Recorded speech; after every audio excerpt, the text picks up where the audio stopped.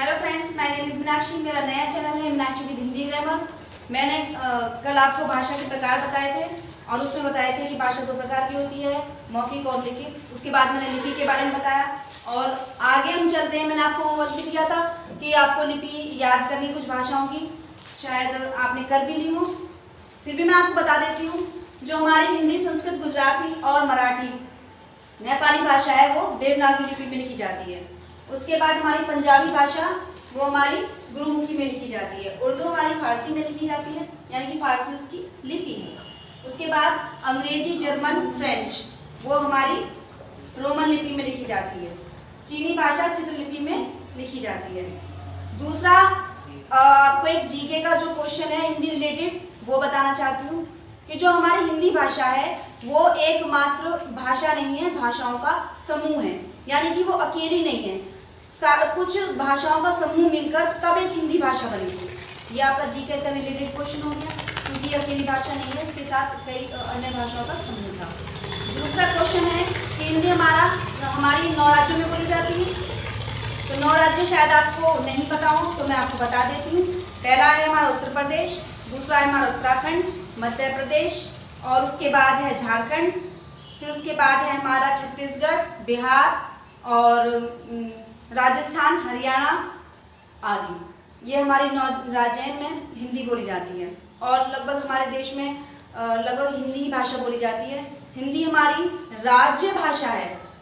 राज्य भाषा है, राज्य भाषा का मतलब होता है जो राज्य के काम काज में यूज हो, उसका उपयोग हो, तो वो हमारी राज्य भाषा कहलाती है।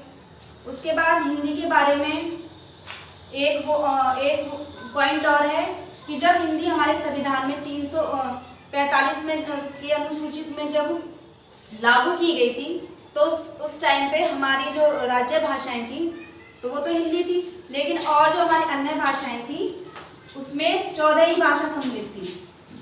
उसके बाद धीरे धीरे अब हमारी 22 भाषाओं को मान्यता मिली हुई है।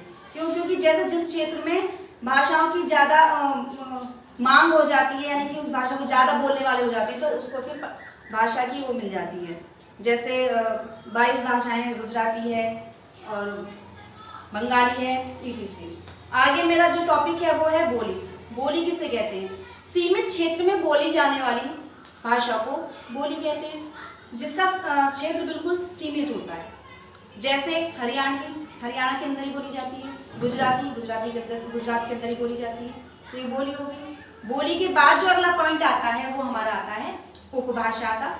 तो उपभाषा, बोली का जब सीमित क्षेत्र बड़ा हो जाता है तो उसे उपभाषा कहते हैं। और बोली का एक पॉइंट और है कि बोली में रचनाएं नहीं होती, मतलब कि साहित्य नहीं बनाए जाते। रचनाएं तो होती हैं, जैसे लोकगीत हैं या लोक कविताएं हैं, वो तो बोली में हो जाती हैं, लेकिन साहित्य कभी बोली में नहीं आती।